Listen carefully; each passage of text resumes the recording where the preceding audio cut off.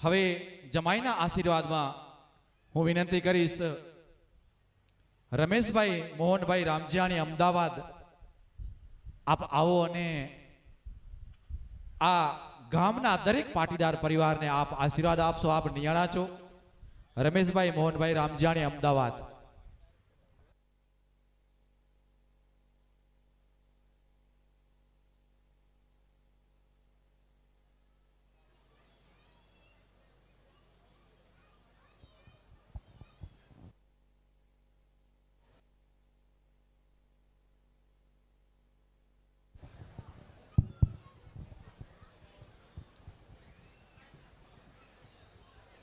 बोले सदगुरु देव की जय, उमिया मात की जय, लक्ष्मी नारायण भगवान की जय.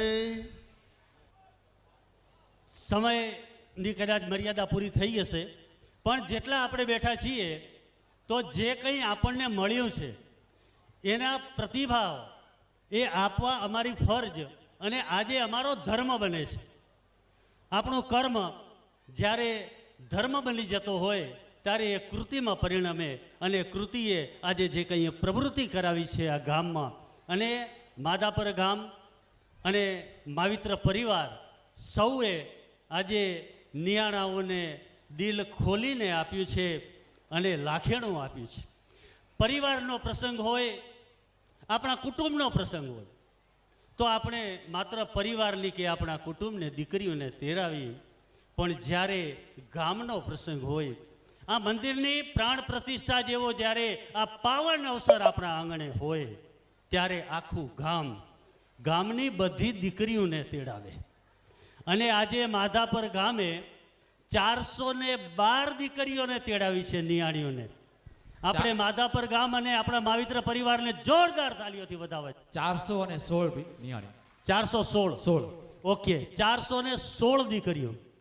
ખરેખર ઉદાર ભાવ છે અને ઉદારનું આ પવિત્રતાનું ઝરણું આરે ઘરે ઘરથી ફૂટ્યું છે ત્યારે આખું ગામ સહિયારું થઈ અને આ એક પવિત્ર કાર્યમાં એમને આજે આહુતિ આપી છે. અને જ્યારે કાલે અહીંયા જ્યાં આપણે બેઠા છીએ ત્યાં અહીંયા ધર્મસભાનું આયોજન છે, અને આવી પવિત્ર જગ્યાએ આ ગામ પરિવારે નિયાણાઓને તેડાવી અને કંઈક આપવા માટે, કંઈક સ્મૃતિરૂપે આપવા માટે આહવાન કર્યું છે, દાન દક્ષિણા માટે. અને જ્યારે દાન દક્ષિણાની વાત આવે ત્યારે અમારું લોક સાહિત્ય એની સાક્ષી પૂરે કે નામ રહંતા ઠાકરા ઓ તો નાણાં નહીં રહંત, પણ કીર્તિ ઊંડા કોટડા ઓ તો પાડ્યા નહીં પડંત. નામ રાખવું પડે અને કીર્તિ મેળવવા માટે કંઈક આપવું પડે. વિદ્યાદાન, શક્તિદાન, સમયદાન, આર્થિક સહયોગદાન, જે સામર્થ્ય હોય તે. અને નામ અને કીર્તિ આ તો બેધારી તલવાર છે ભાઈ. જેવી રીતે અગરબત્તીની સુવાસ તો જે દિશા તરફ પવન જાતો હોય એ દિશા તરફ જાય, પણ નામ અને કીર્તિ છે એ તો સામે પવને ચાલે. કે સુરત સે કીરત બડી આ બીના પંખુડ જાય, પણ સુરત જગ મેં જાતી રહે ઓલી કીરત કબૂલ જાય. વાહ વાહ. તમે જે નામ મેળવ્યું છે, કીર્તિ મેળવી છે, એ ક્યારેય જતી નથી. કારણ કે દાતારીના કોઈ દી ટ્યુશન નથી હોતા ભાઈ, અને સુરીરતાના કોઈ દી પાઠ ભણાવવામાં નથી આવતા, પણ પ્રિય બોલવું સજ્જનતા ઈ દાતારી સુરપંથ એતા વિયાસે ના મિલે એ તો બિના કૃપા ભગવંત. એક જો પરમાત્માની કૃપા વરસે તો આપણો હાથ ક્યાંક લાંબો થઈ શકે, કોઈને દાન આપવા માટે થઈ અને હાથ ઉપર થઈ શકે. કે નચાવ્યા ઘણાને આજે હું નાચી રહ્યો છું, અને દીધા દાન આ હાથે આજે હું યાચી રહ્યો છું, ને સમયનું રમકડું બનીને રમ્યો છું, છતાં હું પ્રભુને ગમ્યો છું. શું કામ? કે એને જેમ રમાડ્યો એમ હું રમ્યો છું. આ જગતના રંગમંચ ઉપર પરમાત્મા જેમ રમાડે એમ જો આપણને રમતા આવડી જાય, પરમાત્માના વહાલા થતા આવડી જાય, પ્રભુ સમર્પિત જીવન થતા જાય, ભલે ખિસ્સામાં કાંઈ ન હોય, હાથમાં કાંઈ ન હોય, એક રૂપિયો હાથમાં ન હોય, પણ જદી એવી મનની અંદર ભાવના જાગે કે મારે કોકને કંઈક આપવું છે, મારે અનાથ આશ્રમમાં આપવું છે, મારે વૃદ્ધાશ્રમમાં આપવું છે, મારે અન્નક્ષેત્ર ભંડારામાં આપવું છે, મારે નિયાણાને આપવું છે, આવો ભાવ જાગે ત્યારે પ્રભુ સમર્પિત થઈ અને પરમાત્માને જો પ્રાર્થના કરી તો મને વિશ્વાસ છે કે એ પરમાત્મા આ દીકરી નિયાણીઓના નામે તમને ગમે ત્યાંથી મુઠ્ઠી ધનની વ્યવસ્થા કરી આપશે. આ પરમાત્માનો આજે પરમાત્મા આવા ઉદાર મનને સ્વીકારે છે. અને ટૂંકમાં વાત પૂરી કરું, લાંબી નહીં કરું, પણ જ્યારે દાન દક્ષિણાનો જ્યારે અવસર છે ત્યારે એક નાનો એવો પ્રસંગ કહી અને મારી વાતને પૂરી કરું છું કે એક સંત રોજ એ નિત્યક્રમ પ્રમાણે સૌને દાન આપતા. ત્યારે જ્યારે દાન આપતા હાથ ઉપર થતો આપવા માટે કરી ત્યારે એ માથું નમાવીને આપતા. ત્યારે કોઈએ પૂછ્યું હતું કે કહા સે શીખે ऐसी દેની દેન કે જ્યું જ્યું કર ઊંચા કરે ત્યું ત્યું નીચા ને, કે તમે નીચું જોઈને શું કામ દો છો? ત્યારે એ સંત કહેતા કે દેનહાર તો વો હે बैजत वो दिन रेन लोग भरम हम्पे धरे त्यूं त्यूं नीचा नैन.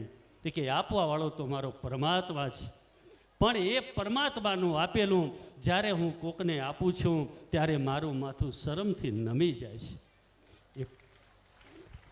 એ પરમાત્મા જ્યારે આપણને આપે એનું આપેલું આપણે દીકરી નિયાણીને આપીએ છીએ. આપણે તો નિમિત્ત માત્ર છીએ. આશીર્વાદ તો અમે શું આપી શકી, પણ આશીર્વાદના ભાવ રૂપે એ પરમ કૃપાળુ પરમાત્માને અમે આહ્વાન કરી પ્રાર્થના કરી કે તમારો બધાનો પરિવાર ભર્યો ભર્યો રહે. આ નિયાણા વતી હું બધાને આ પ્રભુ પાસે ભાવવંદના કરું છું. આ ગામ માટે, આ માવતર પરિવાર માટે, જે દાતાઓએ કંઈ આપ્યું છે સૌ માટે, કે તમારો પરિવાર ભર્યો ભર્યો રહે. તમારા બાળકોમાં સુસંસ્કારનું સિંચન થાય, નિરામય જીવન તમારું બની રહે. આ દીર્ઘાયુષ્ય જીવન સાથે તમે તમારું જીવન વહન કરતા રહ્યો. સુખ સંપત્તિ અને ઐશ્વર્ય તમારા ઉપર સતત વસતું રહે અને પરમ કૃપાળુ નિષ્કલંકી નારાયણ પરમાત્માની અમી દ્રષ્ટિ આખા ગામ ઉપર વરસતી રહે. એ જ ભાવ સાથે, એ જે અભ્યર્થના સાથે જૌને જય ગુરુદેવ, જય ગુરુદેવ, જય ગુરુદેવ. ખૂબ ખૂબ ધન્યવાદ રમેશભાઈ. વાત કરી કે આ કીર્તિ પામવી પડે. એક ગામ તરફથી ખાસ આપણે નિયાણાઓને ખાસ આમંત્રણ આપવા માટે આવ્યું છે. ખૂબ ભાવથી આપણને કહ્યું છે.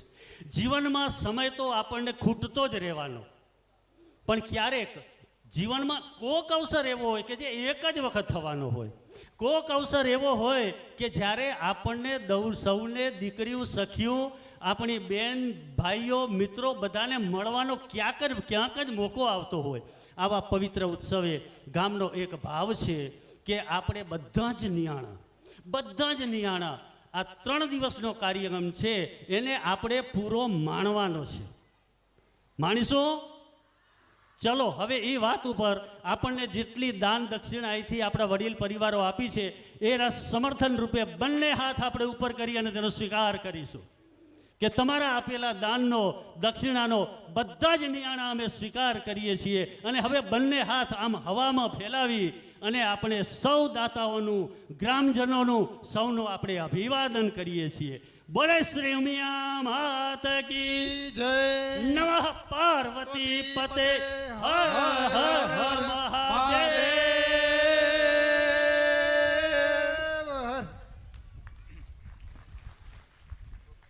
ખૂબ ખૂબ ધન્યવાદ રમેશભાઈ. પોતે એક લેખક છે, એમને ક્યાં શબ્દો ગોતવા જવા પડે? એમની કલમ જ એમના શબ્દો. કારણ કે ખેતાભાઈ હિરજીભાઈ પોકારના જમાઈ આજના જે આખા દિવસના બ્રહ્મભોજના દાતા છે. કારણ કે જે માવિત્રોએ વાવેલું હોય ને એના આવા જમાઈ જડે. વાહ વાહ, ફરીથી તાળીઓથી, જોરદાર તાળીઓથી વધાયેલી આવા જમાઈઓને. એટલે જ કહ્યું છે કે કચ્છના એક મહાન સંતે કે જીઓ તો ઝેરમાં થયો શક્કર જેડા શેણ, મરી રોધા માળુઆ ને રોધા ભલે જાવેણ. આ તો આપણું જીવન છે, ક્યારે ચાલ્યું જશે એને કોઈ ખબર નથી. પણ આપણા વ્યવહાર, આપણું બોલેલું, આપણા જે કંઈ આપણે કોઈને રીઝવ્યું હશે ને એ યાદ રહેશે. તો એ આપણે બધાએ સાથે મળી અને આ પ્રસંગને માણી અને આ નિયાણી ઉત્સવ